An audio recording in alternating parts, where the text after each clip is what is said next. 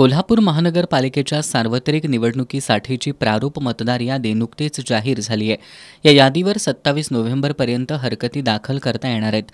या पार्श्वभूमीवर मतदार यादीतील गोंधळाबाबत माजी आमदार ऋतुराज पाटील यांनी काँग्रेसच्या महापालिकेतील माजी पदाधिकारी आणि नगरसेवकांसह कार्यकर्त्यांची बैठक घेतली. या बैठकीत माजी नगरसेवक राजेश लाटकर, दुर्वास कदम, इंद्रजित बोंद्रे, R.D. पाटील, प्रतापसिंह जाधव, भैया शेटके, दौलत देसाई, विनायक कारंडे, अमर समर्थ, पूजा आरडे यांच्यासह अनेक कार्यकर्त्यांकडून प्रभागनिहाय माहिती घेण्यात आली.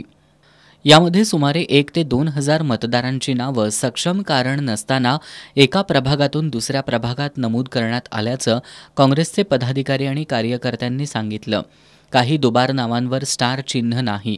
झूम प्रकल्प परिसरातील प्रभागातील मतदारांची नावं दुसऱ्या प्रभागात नोंद असणं, काही मतदारांची पूर्ण नावंच यादीतून गायब होणं, काही नावं कन्नड लिपीत असणं, एकाच कुटुंबातील सदस्यांची नावं वेगवेगळ्या प्रभागात असणं, सर्वात गंभीर म्हणजे ग्रामीण भागातील मतदारांची नावं महापालिकेच्या यादीत असणं, मिरजेतील शेकडो मतदारांची नावं कोल्हापूर महापालिकेच्या मतदार यादीमध्ये समाविष्ट असणं, तसंच शिवाय ए वॉर्डमधील घर क्रमांक 2805 आणि 1004 या पत्त्यावर शेकडो मतदार नोंदवण्यात आल्याच्या प्रकारांबद्दल या बैठकीत चर्चा करण्यात आली.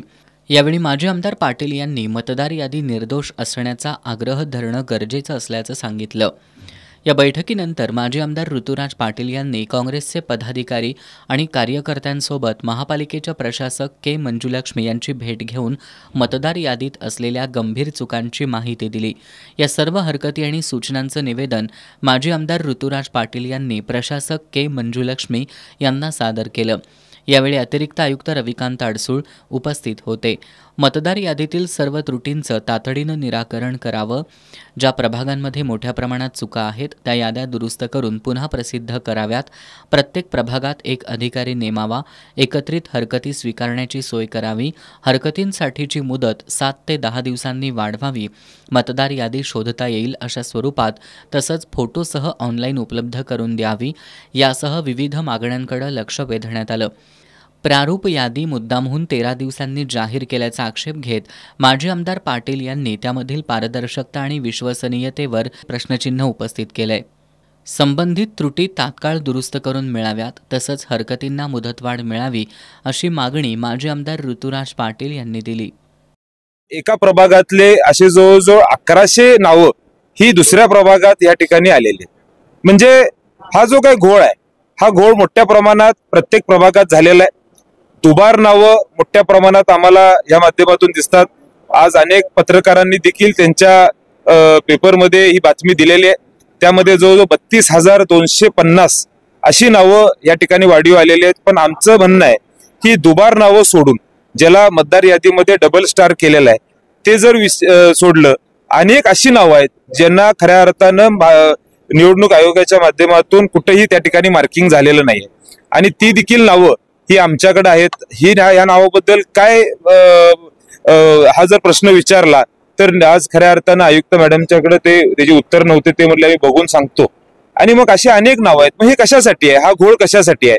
तर दुबार नावं 32,250 असतील आणि ही नावं सोडून देखील नावं समोर येत असतील तर हा प्रश्नचिन्ह अनेक उमेदवारांच्या आणि इच्छुक उमेदवारांच्या समोर आज या ठिकाणी. काही कुटुंब ज्यांच्या अनेक कुटुंबामध्ये नावं ही वेगवेगळ्या प्रभागात गेलेली आहेत. त्यानंतर अनेक नावं असे जी खऱ्या अर्थानं वेगळ्या वेगळ्या ठिकाणी या ठिकाणी लागलेली आहेत. महानगरपालिकेमध्ये हे आज जे ऑनलाईन त्यांनी अपलोड केलेली मतदार यादी आहे ती मतदार यादी ह्याच्यासमोर कुठलाही फोटो त्या ठिकाणी लावण्यात आलेला नाही. जिल्हा परिषद पंचायत समितीचा विचार केला तर तिथं ह्या मतदार यादीमध्ये ऑनलाईन जे अपलोड केलेले तिथं फोटो आहेत. महानगरपालिकेमध्ये तुम्ही जे अपलोड केलेली फाईल आहे त्यामध्ये काय ना फोटो नाही आहेत. हा प्रश्न देखील आमच्या समोर आहे आणि त्यामुळे अनेक प्रश्न हे विचारण्यासाठी आमचे सगळे प्रमुख आज आयुक्तांच्याकडे आलेले आहेत. त्यात सगळ्यात महत्वाचा विषय एवढा आहे की ही जी नावं आहेत ही आज या पद्धतीनं हे जर हरकती पूर्ण होणार नाहीत त्यामुळे ह्याच्यासाठी देखील मुदतवाढ मिळायला पाहिजे.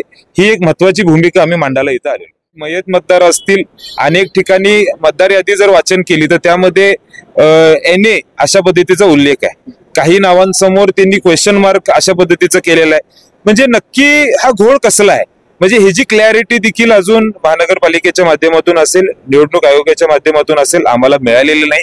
असे प्रश्नचिन्ह अनेक आहेत. याचं उत्तर आम्हाला मिळणं गरजेचं आहे. दरम्यान 5 डिसेंबरला अंतिम मतदार यादी प्रसिद्ध होण्यापूर्वी हा घोळ दुरुस्त केला नाही तर आम्ही रस्त्यावर उतरून तीव्र आंदोलन करू, तसंच ही बाब न्यायालयात घेऊन जाऊ असा इशारा देण्यात आलाय.